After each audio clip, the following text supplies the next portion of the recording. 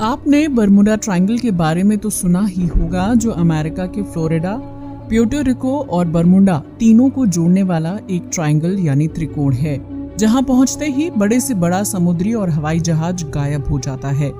हमने अब तक सिर्फ समुद्र में पाए जाने वाले इस ट्रायंगल के बारे में ही सुना था, लेकिन समुद्र ही नहीं, अंतरिक्ष यानी स्पेस में भी एक बरमुडा ट्रायंगल मौजूद है, जहां पहुंचते ही अंतरिक्ष यात्रियों को अजीब तरह के अनुभव होते हैं। यहाँ किसी भी तरह के उपकरण यानी कंप्यूटर और सैटेलाइट्स भी काम करना बंद कर देते हैं।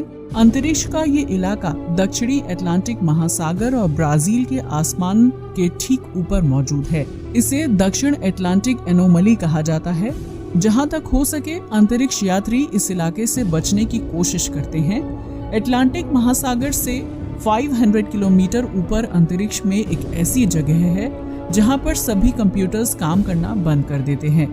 दूरबीन यानी टेलीस्कोप काम नहीं कर पाते और सभी सैटेलाइट्स यहाँ बंद हो जाते हैं। यहाँ तक कि नासा का हबल टेलीस्कोप भी इस इलाके से गुजरते समय काम नहीं करता। जैसा कि आप जानते हैं कि कई प्राइवेट कंपनियां भी अंतरिक्ष मिशन पर काम कर रही हैं, इसलिए इससे बचना और भी ज्यादा जरूरी हो गया है। कई लोग इस जगह को बरमुडा ट्रायंगल ऑफ स्पेस कहते हैं। हालांकि साउथ अटलांटिक एनोमली नाम के एक क्षेत्र में ऐसी कोई रहस्यमय बात नहीं है, जैसा कि अटलांटिक महासागर में मौजूद बरमुडा ट्रायंगल में है, बल्कि ये अंतरिक्ष का ऐसा क्षेत्र है जहां पृथ्वी का चुंबकीय क्षेत्र अपने केंद्र से थोड़ा बाहर की तरफ है, जिसकी वजह से ये स्पेस रेडिएशंस को बेहद कम ऊंचाई में पहुंचा देता है। कुछ समय पहले इटालियन रिसर्चर्स ने 2 दशक पहले की सैटेलाइट के डेटा को दोबारा से पढ़ा, जिससे कि उन्हें अंतरिक्ष के इस खतरे के बारे में पता चल सके। वैज्ञानिकों का कहना था कि अंतरिक्ष में सूरज से हमेशा तेज किरणें निकलती हैं। इनमें इलेक्ट्रॉन्स होते हैं और साथ ही विकिरण यानी रेडिएशन भी होता है। जब ये रेडिएशन सूरज की रोशनी के साथ हमारी धरती के करीब पहुंचती है, तो धरती के ऊपर मौजूद एक परत से टकराती है, जिसे वैन एलन रेडिएशन बेल्ट कहते हैं। ये परत उस खतरनाक रेडिएशन को धरती पर आने से रोकती है। जैसा कि आप जानते हैं कि धरती पूरी तरह से गोल न होकर ध्रुवों पर चपटी है और बीच में ज्यादा मोटी है, इसलिए एलन बेल्ट भी ध्रुवीय क्षेत्रों में धरती के बहुत ज्यादा करीब आ जाती है और इस क्षेत्र में रेडिएशन का असर ज्यादा दिखाई देता है। रेडिएशन वाला यही इलाका अंतरिक्ष का बरमुडा साउथ अटलांटिक एनोमली कहा जाता है। ये इलाका पृथ्वी के लिए उतना खतरनाक तो नहीं है, लेकिन सैटेलाइट्स और इंटरनेशनल स्पेस स्टेशन में तबाही जरूर मचा देता है।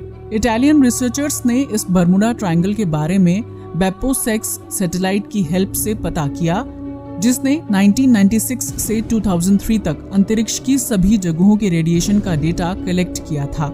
इस सैटेलाइट में ऐसा मॉनिटर था जो कि रेडिएशन वाले क्षेत्र में आते ही उसे रिकॉर्ड करना शुरू कर देता था और इसी वजह से वैज्ञानिक उस क्षेत्र के बारे में पता करने में सफल हो गए, जहां सूरज के इलेक्ट्रॉन्स की रेडिएशन बहुत ज्यादा थी। इससे वैज्ञानिकों को पृथ्वी के मैग्नेटोस्फीयर की क्लीन इमेज बनाने में मदद मिली। चौंकाने वाली बात यह है कि इसमें मौजूद उपकरणों से पता चला है कि जब सूरज सबसे ज्यादा गर्म होता है तब ये रेडिएशन कम हो जाती है। वैज्ञानिकों का मानना है कि ऐसा इसलिए होता है क्योंकि जब सूरज की रोशनी सबसे ज्यादा पृथ्वी पर पड़ती है तो वो पृथ्वी के वातावरण को बहुत ज्यादा गर्म कर देती है, जिसकी वजह से ये रेडिएशन को सोख नहीं पाती यानी एब्जॉर्ब नहीं कर पाती। बेपोसेक्स सैटेलाइट 6 साल तक डेटा इकट्ठा करता रहा और हर साल इस जगह पर पहुंचने पर थोड़ा नीचे चलने लगता था, जिससे पता चला कि ये साउथ अटलांटिक एनोमली हर साल अपनी जगह से पश्चिम की ओर खिसक रहा है और हर साल ये अफ्रीका की ओर 34 किलोमीटर बढ़ रहा था, जिसका मतलब है कि 2114 तक ये साउथ अटलांटिक एनोमली नामीबिया तक पहुंच जाएगा। एलन बेल्ट में इतना अधिक झुकाव होने के बावजूद इंसानों को इससे कोई खतरा नहीं है, क्योंकि ये वातावरण में मौजूद ज्यादातर रेडिएशन को फिल्टर कर देता है।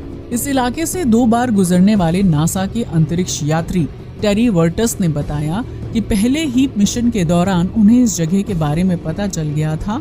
उन्होंने बताया कि जब वो सोने जा रहे थे कि तभी अचानक उनकी आंखें सफेद तेज रोशनी से चौंधिया गईं।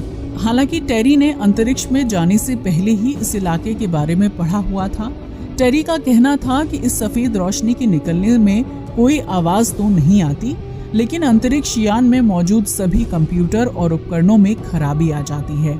उनका कहना है कि इस क्षेत्र को तेजी से पार करने में ही अंतरिक्ष यात्रियों की भलाई होगी, क्योंकि यहाँ बहुत ज्यादा मात्रा में रेडिएशन निकलते हैं। अब सवाल उठता है कि अंतरिक्ष यात्रियों और स्पेस स्टेशन को इससे कैसे बचाया जाए। टेरी का कहना है कि इससे बचने के लिए सबसे अच्छा उपाय पानी है। इंटरनेशनल स्पेस स्टेशन में सभी एस्ट्रोनॉट्स पानी की दीवार यानी वाटर वॉल का इस्तेमाल करते हैं। वैज्ञानिक इस रेडिएशन से बचने के लिए 23 किलोग्राम वजन वाले बैग की मदद से एक पानी की दीवार खड़ी कर देते हैं और ये रेडिएशन पानी की दीवार को पार नहीं कर पाती। पृथ्वी के मैग्नेटिक फील्ड और इन रेडिएशन की वजह से ही नॉर्दर्न और सदर्न लाइट्स भी दिखाई देती हैं।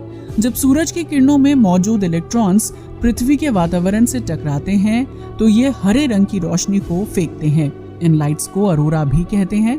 लोग इन्हें देखने के लिए कई मीलों का सफर तय करते हैं। ये ध्रुवीय इलाकों में पाए जाते हैं। मान लो अगर ऐसी ही किरणें और दूसरी जगह भी होती तो हमारे उपकरण वहाँ खराब हो सकते हैं।